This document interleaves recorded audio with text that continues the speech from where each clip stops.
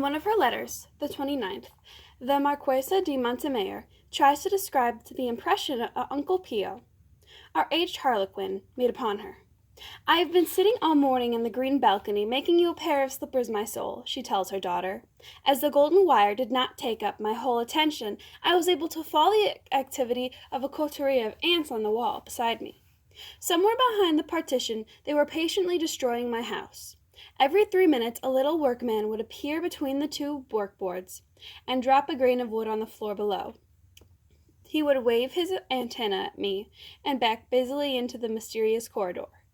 In the meantime, various brothers and sisters of his were trotting back and forth of certain highway, stopping to massage one another's heads, or if the messages they were bore of first importance, refusing angrily to massage or to be massaged. At once I thought of Uncle Pio. Why?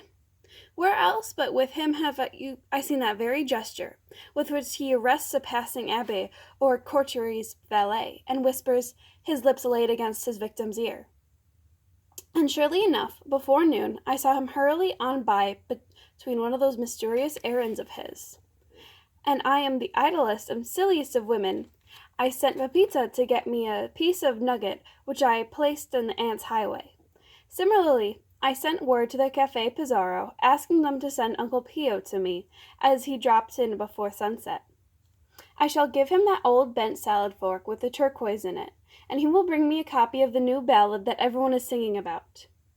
My child, you shall have the best of everything, and you shall have it first." In the next letter, "My dear Uncle Pio is the most delightful man in the world, your husband excepted. He is the second most delightful man in the world. Conversation is enchanting. If he weren't so disreputable, I should make him my secretary. He could write all my letters for me, and generations would rise up and call me witty. Alas, however, he is so moth-eaten by disease and bad company, that I shall have to leave him in his underworld.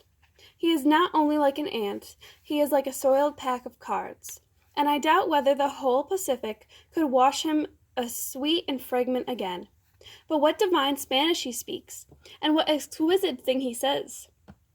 That by hanging around the theater, and hearing nothing but the conversation of children. Alas, what is the matter with this world? My soul, should I treat it such being so ill? His eyes are as sad as those of a cow, and has been separated from its 10th calf.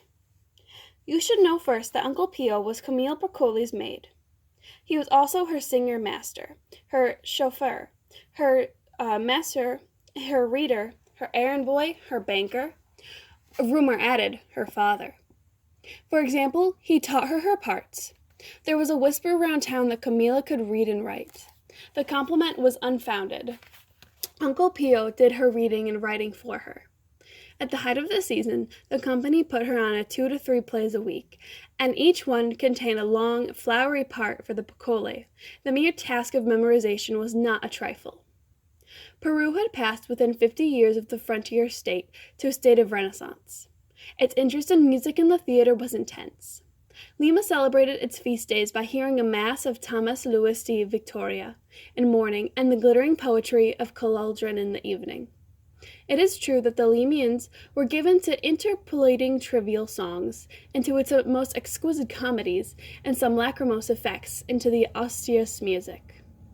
But at last they never submitted to boredom of a misplaced veneration. If they had disliked the heroic comedy of Limians, would not have hesitated to remain at home. If they had been deaf to the Pothynthony, nothing would have prevented going into the earlier service. When the Archbishop returned from a short trip to Spain, all Lima kept asking, "What has he brought?" The news finally spread that he had returned with tomes of masses and mullets by Palestina, Moraes, and Victoria, as well as 35 plays by the Tirso de Molina and Ruz, de Arcolon, and Moreto. There was a civic fete in his honor. The choir boys' school and the green room of Comida were swamped with gifts of vegetables and wheat. All the world was easier to nourish the interpreters of so much beauty. This was the theater in which Camilla Piccoli gradually made her reputation. So rich was the repertory, and so dependable the prompter's box, that few plays were given more than 4 times a season. The manager had the whole flowering of the 17th century Spain drama to draw upon in the Picole. Had appeared hundreds of plays of the Elope de Verlega alone. There were many years, but none better. The citizens were too far away from the theaters of Spain to realize that she was the best in the Spanish world. They kept sighing for a glimpse of the stars of Madrid, whom they'd never seen, to only whom they were assigned vague new excellencies. Only one person knew for certain that the Picole was a great performer, and that was her tutor Uncle Pio. Uncle Pio came of a good Castilian house, illegitimately. At the age of 10, he ran away to Madrid from his father's hacienda, and was pursued without diligence. He lived ever after by his wits. He possessed the 6 attributes of an adventurer: a memory for names and faces, with an aptitude for altering his own, the gifts of tongue, inexhaustible invention, secrecy, the talent for falling into conversation with strangers, and that freedom from conscience that springs from the contempt of the dozing rich he preyed upon. From 10 to 15, he distributed handbills for merchants, held horses, and ran confidential errands. From 15 to 20, he trained bears and snakes for traveling circuses. He cooked and mixed punches. He hung about the entries of more expensive taverns and whispered information to travelers' ears. Sometimes nothing more dubious than a certain noble house was reduced to selling its plate, and could thus dispense the commission of a silversmith. He was attached to all the theaters in town, and could applaud like 10. He spread slanders, so much slander. He sold rumors about crops and the value of land. From 20 to 30, his services began to be recognized in very high circles. He was sent out by the government to inspire some half-hearted rebellions in the mountain, so that the government could presently arrive and wholeheartedly crush them. His desecration was so profound that the French party used him even when they knew that the Austrian party used him also. He had long interviews with the Prince de la Ursayans, but he came and went by backstairs. During this phase he was no longer obliged to arrange gentlemen's pleasures, nor to plant little harvests of calumny. He never did one thing for more than 2 weeks at a time, even when the enormous games seemed likely to follow upon it. He could have become a circus manager, a theatrical director, a dealer in antiquities, an importer of Italian silks, a secretary in the palace or the cathedral, a dealer in the provisions for the army, a spectator in houses of farms, a merchant in dissipations and pleasures. But there seemed to be written into his personality, through some ancient or early administration of his childhood, a reluctance to own anything, to be tired, to be held down to a long engagement. It was that prevented his thieving, for example. He had stolen several times, but the gains had not been sufficient to offset his dread from being locked up. He had sufficient ingenuity to escape the field itself, all the police in the world, but nothing could protect him against the tale-bearing of his enemies. Similarly, he had been reduced for a time to making investigations for the Inquisition. But when he had several victims let off the hoods, he felt he might be involving himself in a situation whose movements were not evenly predictable. As he approached 20, Uncle Pio came to see quite clearly that his life had 3 aims. There was the first, the need of independence, cast into his curious pattern, namely the desire to be varied, secret, ominously omniscient. But he was willing to renounce the dignities of public life, if in secret he might feel that he looked down upon men from a great distance, knowing more about them than they knew themselves, and with a knowledge which occasionally passed into action, and rendered him into an agent in the affairs of states and persons. In the second place, he wanted to be near beautiful women, of whom he was always in the best and worst sense the worshipper. To be near them was as necessary to him as breathing. His reverence for beauty and charm was there for anyone to see and to laugh at, and the ladies of the theater and the court and the houses of pleasure loved his connoisseurship. They tormented him and insulted him and asked for his advice and were singularly comforted by his absurd devotion. He suffered greatly at their rages and their meanness and their confiding tears. All he asked was to be accepted casually, to be trusted, to be allowed, like a friendly and a sightly foolish dog, to come and go into their rooms and write letters for them. He was insatiably curious about their minds and their hearts. He never accepted to be loved by them, borrowing for a moment another sense of that word.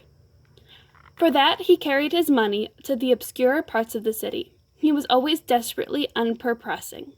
With this worship of his mustache and a wisp of his beard, his big and ridiculous set eyes, the constitution his parship. It was from them he acquired the name Uncle Pio, and it was then they were troubled that he most revealed himself. When they fell from favor, he lent them money. When they were ill, he outlasted the flagging devotion of their lovers and the exasperation of their maids. Then time or disease robbed them of their beauty. He served them still for their beauty's memory. And when they died, he was the honest grief he saw them, as far from possible on their journey. In the third place, he wanted to be near those that love Spanish literature, its masterpieces, especially in theater.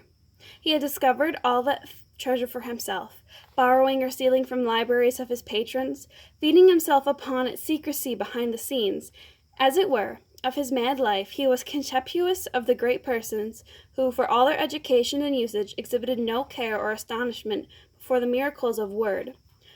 Or to Calderon or Conserves, he longed himself to make verses.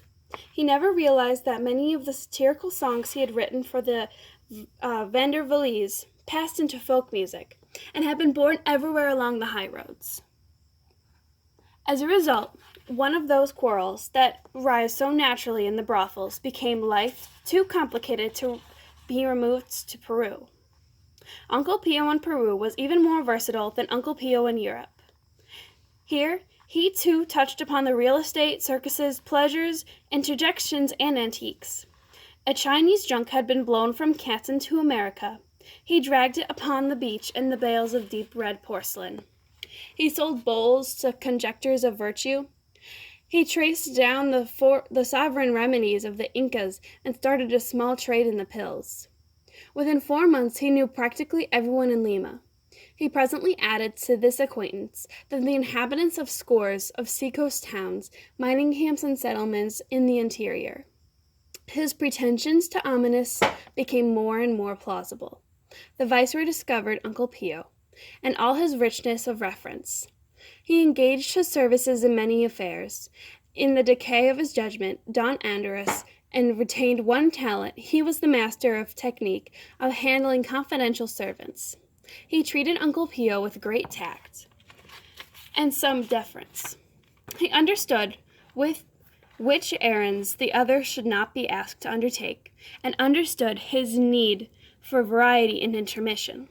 Uncle Pio, in turn, was perpetually astonished that a prince should take little use of his position for power, or for fantasy, or for fear delight in the manipulation of other men's destinies. But the servant loved the master, because he could quote from any servanty prefaces, and because his tongue had little Castilian.